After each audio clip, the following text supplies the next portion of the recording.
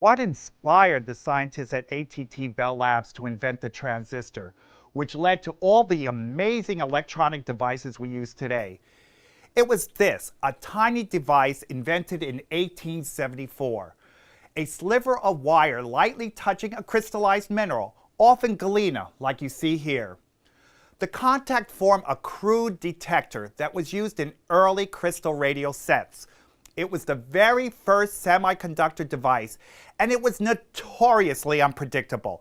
But when it worked well, and that inspired scientists to study natural mineral crystals more closely to understand their behavior. At Bell Labs, Russell O was assigned this task in the 1930s, and he was among the first to learn that the conductive properties of these crystals were altered by the impurities found within them. Critical information that he passed to his colleague, Walter Brattain. In 1947, Brattain, along with his colleagues, John Bardeen and William Shockley, would ultimately make the breakthrough that would allow scientists to control the flow of electricity through a semiconductor. This led to the discovery of the transistor, a semiconductor device that could be used to amplify and switch signals. It revolutionized electronics and brought the team a Nobel Prize. In this film, Brattain himself offers you a college-level lecture on the physics of semiconductors. And how often do you get one of those direct from a Nobel Prize winner?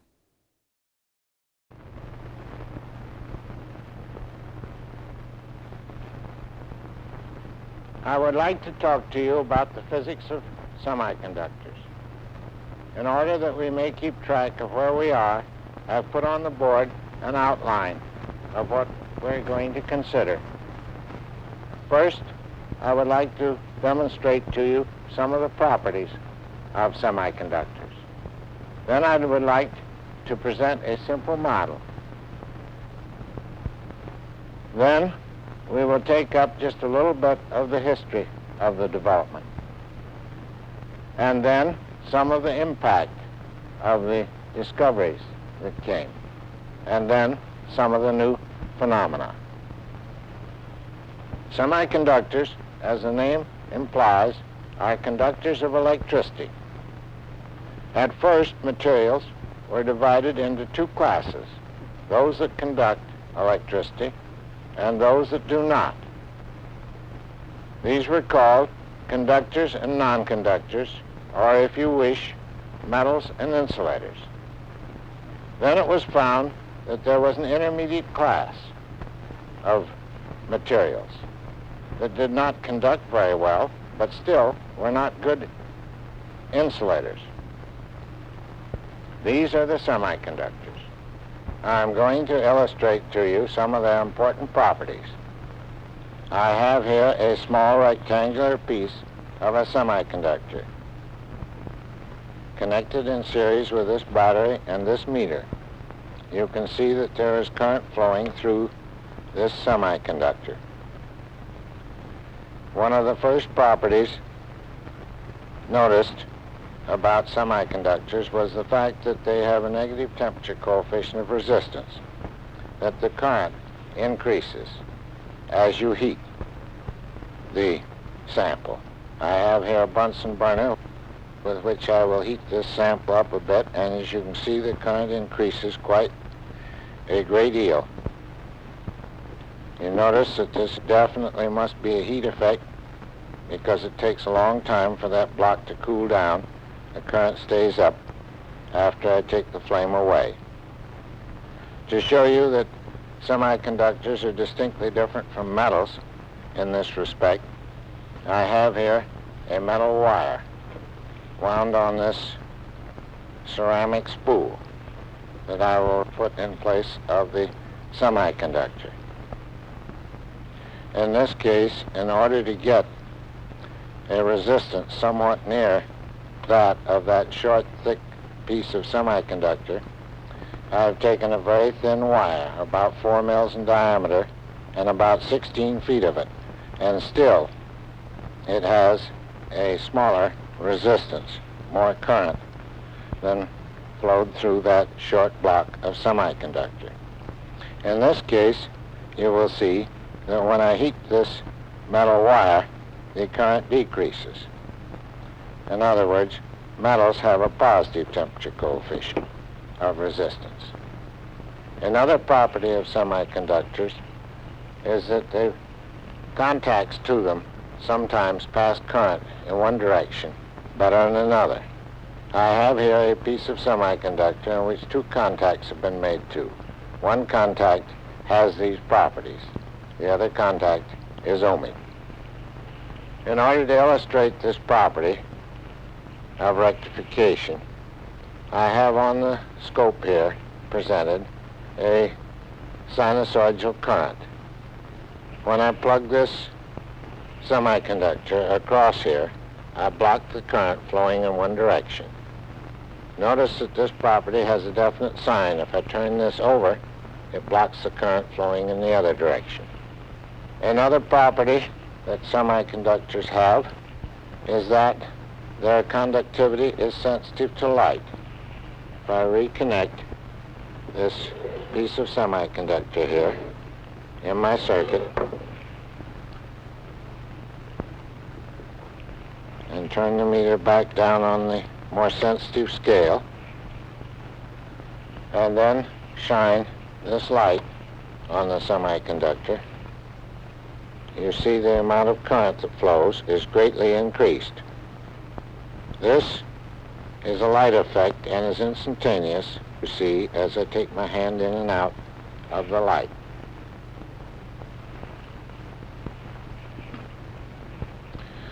Still another light effect is that if we shine light on one of these rectifying contacts, such as the one here, then I get a photo EMF.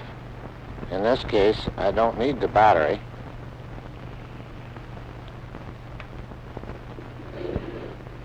I just need to connect this piece of semiconductor with its contacts in series with the meter. I've connected it backwards, as you see, because this photo effect has a sign. But there's quite a bright light here, so you already see a reading on the meter. However, if I cover this up and put it in dark, you see the needle goes to 0. And if I put this strong light on it, I get a much larger signal, even off scale on this meter. This is the so-called photo EMF. Another property of these materials is that there can be an EMF between two contacts of different temperatures. I have here just an ordinary metal probe and another metal probe that's made in the form of a soldering iron so I can heat this point. Actually, contacts between metals have this property, but on a very small degree, and you can hardly notice when I put these two metals in contact any change on this meter.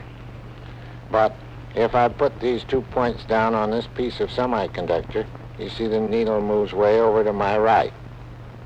Here's another piece of semiconductor, exactly like that one, except that when I put the 2 points down on it, it moves way over to the left. This is called the thermal EMF.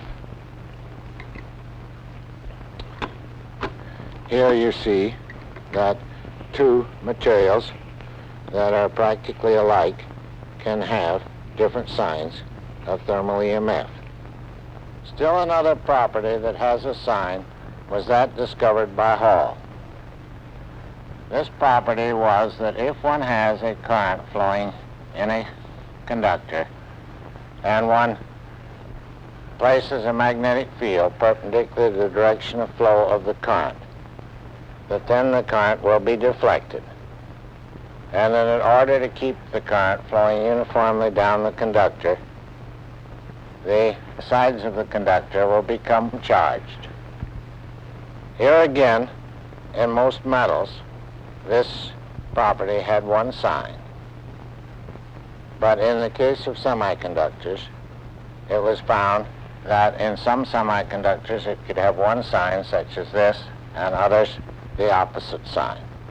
These effects were all found before the 20th century. some on one semiconductor and some on another. After the discovery of the electron at the beginning of the 20th century, one understood the sign of the Hall effect in most metals, since it was postulated and believed that the carrier of electricity in metals was the electron. And in a situation of this kind, with the direction of flow of current in that direction, the electrons flowing the other way, the electrons would be deflected to the top, and the top would become negatively charged. But in the case of the semiconductors, where you could have either one sign or the other, this was hard to understand. But it was found that these different signs, the sign of rectification, the sign of the photo EMF, and the sign of the thermal EMF, and the sign of the Hall effect were all correlated.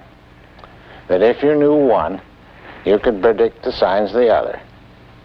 That if the sign of the thermal EMF was one sign, was negative, the sign of the Hall effect would be negative, the sign of the photo EMF would be negative, and the rectification would be in a certain direction, and if it vice versa, it would be the other way. Without worrying too much about the difficulty of this positive charge, we can construct a simple model to explain these experimental facts.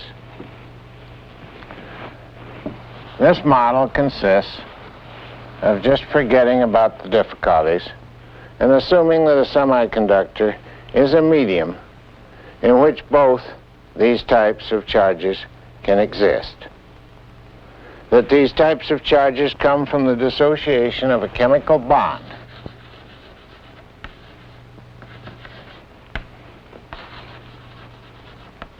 That a chemical bond can dissociate into an electron, negative charge, plus a positive electron.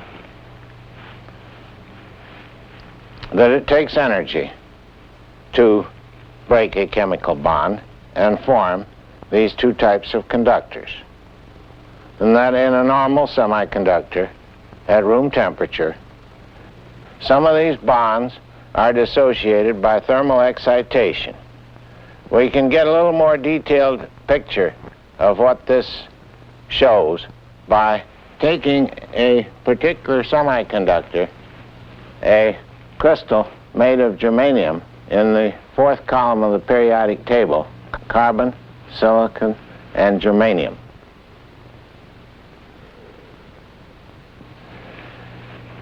We have shown here a two-dimensional representation of the germanium lattice. Germanium has 4 electrons, 4 valence electrons. It shares one of these valence electrons with each of its 4 neighbors. Here we have a chemical bond structure that can dissociate. When the chemical bond structure dissociates, it's the equivalent of taking an electron out of one of these bonds, leaving it free to move around the crystal to conduct electricity. But we've done something else to the lattice. We've got in the lattice a position, that bonding position, that's lacking an electron. And this bonding position can also move through the lattice in this manner. This electron here can move over and go into this one, and so on. So we have a medium in which, by dissociation of chemical bonds, we can have both free electrons to conduct electricity and free vacant positions in the lattice to conduct. These vacant positions are called holes. And we have a medium in which we can have both electrons and holes as carriers of electrical current. We need to go further, though, to get the model that we need to explain the experimental facts that we've seen before. To do this, we go over to the periodic table and pick out an atom from the fifth column, such as arsenic, as an impurity. When arsenic as an impurity occurs in the germanium crystal, it goes in substitutionally in the place of a germanium atom. The difference, however, here is that the arsenic has 5 valence electrons, and it only needs 4 valence electrons to make up these chemical bonds. Therefore, we have 1 electron left over that's free to wander around the crystal and conduct electricity.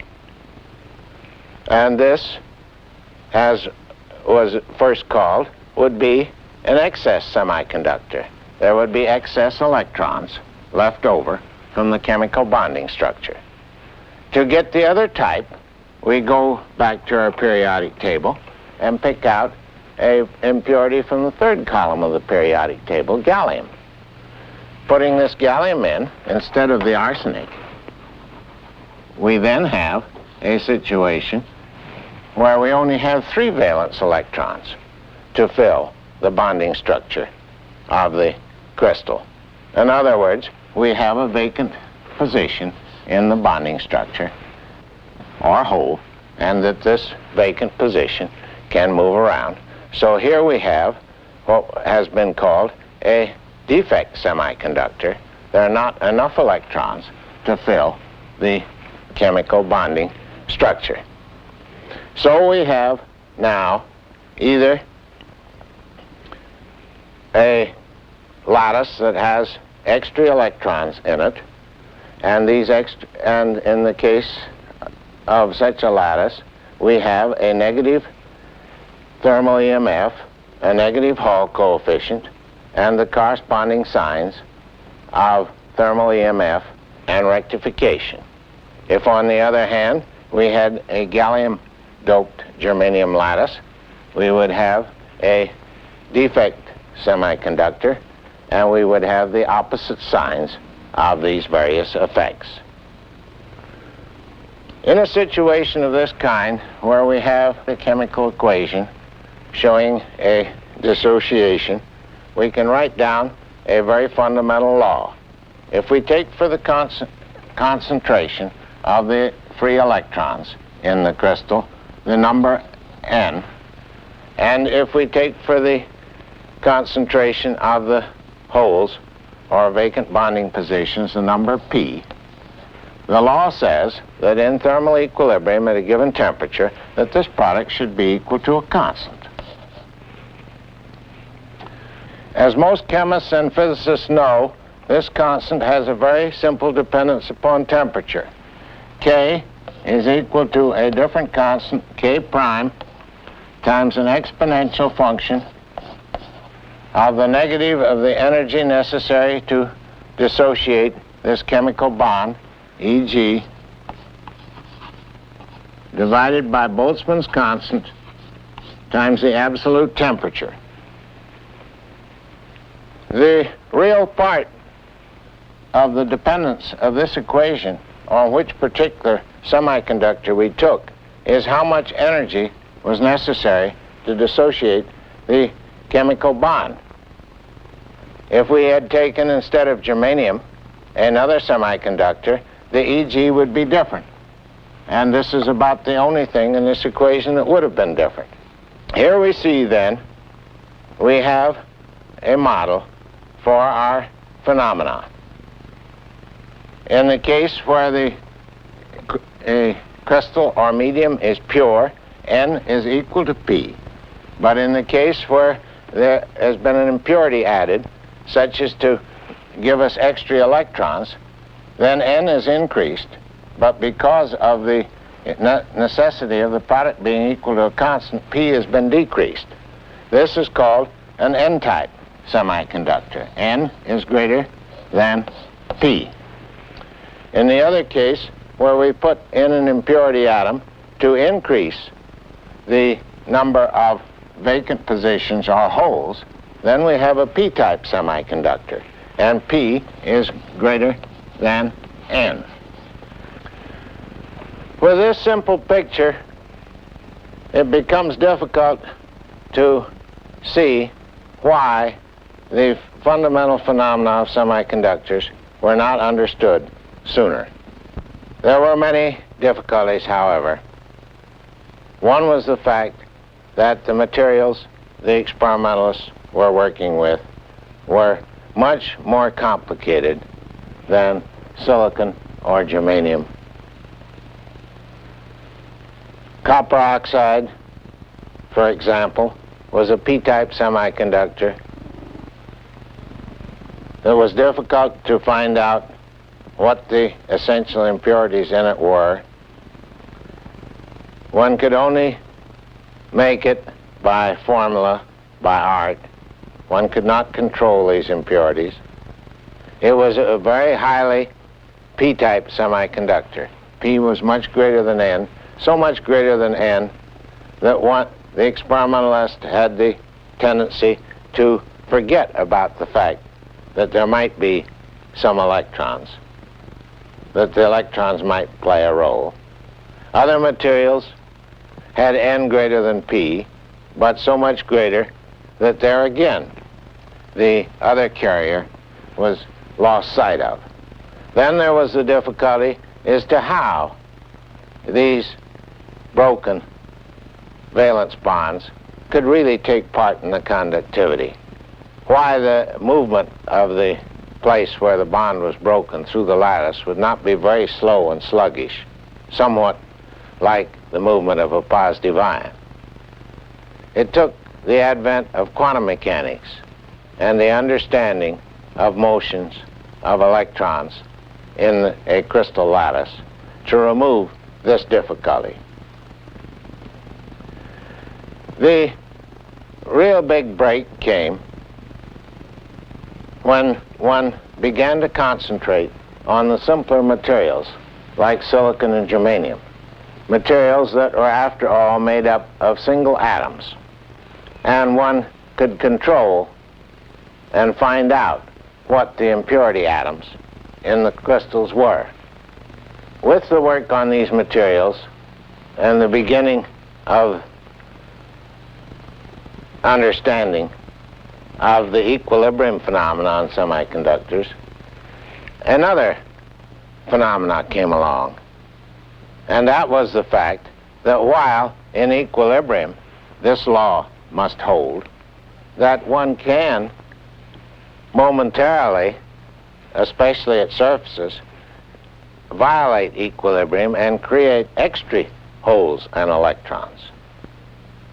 And with this discovery, of course, came the discovery of the transistor and the fact that one could make active circuit elements out of semiconductors.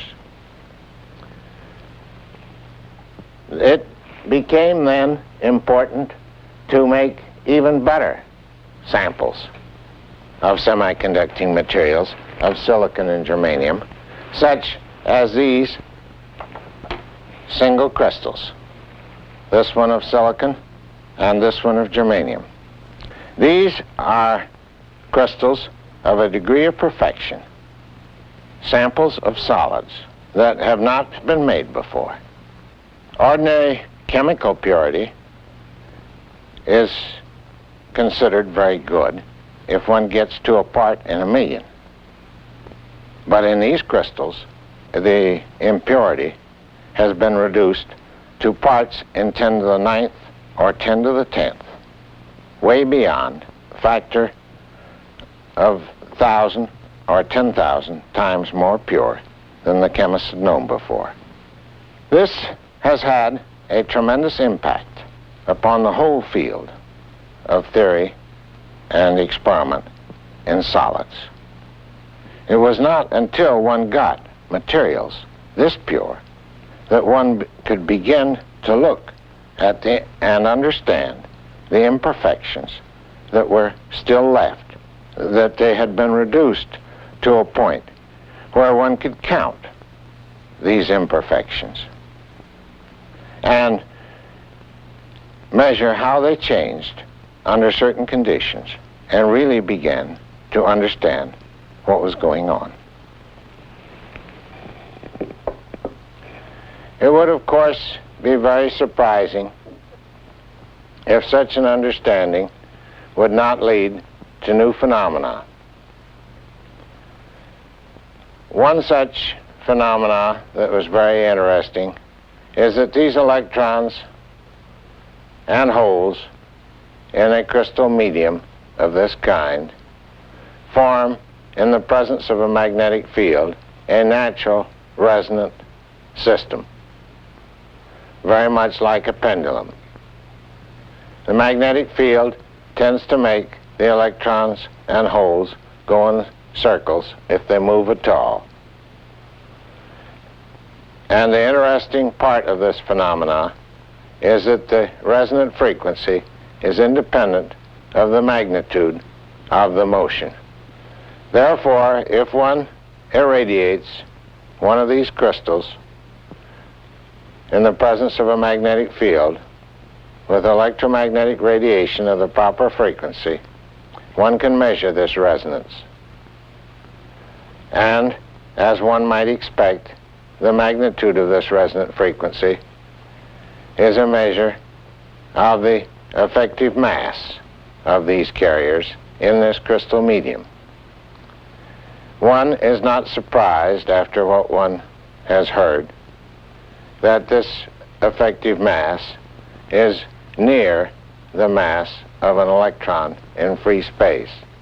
What was surprising was that the mass can be much less, even 100 times less in some cases, than the mass of an electron in free space. This phenomena was called cyclotron resonance. Another area of interest concerns the optical properties of these crystals. They appear, as you see, to have a metallic luster, and they also appear to you to be opaque.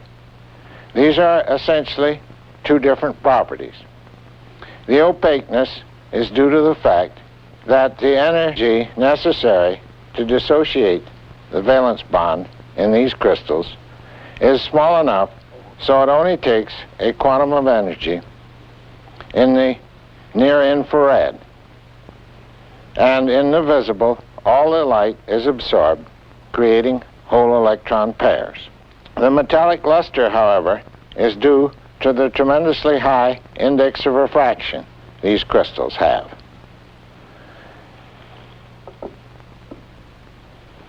New materials have been found that take a larger energy to dissociate one of their valence bonds. Such a material is this piece that I have here in my hand. It also, as you see, has this metallic luster. But since the energy now is equivalent to a quantum in the near ultraviolet, this material is actually transparent, which can be seen if I place it here in the light of this lamp.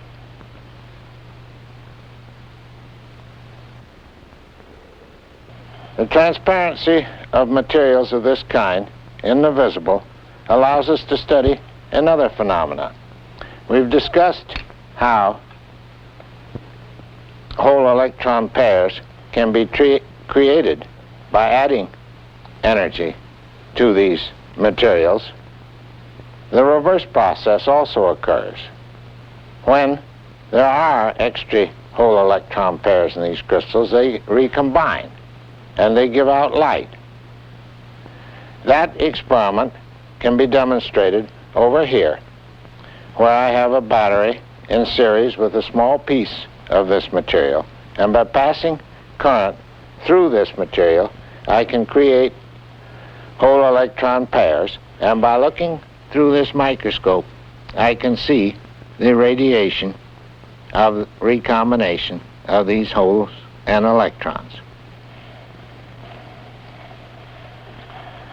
In concluding, I'd like to point out that we have been concerned here throughout with the subject matter of a given field of physics.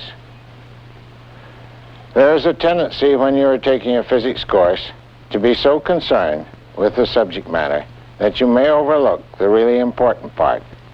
Physics is not the subject matter of any given course. What is important to learn is any and all physical phenomena. I know of no other field which better illustrates the application of the full range of physics to the understanding of a given problem.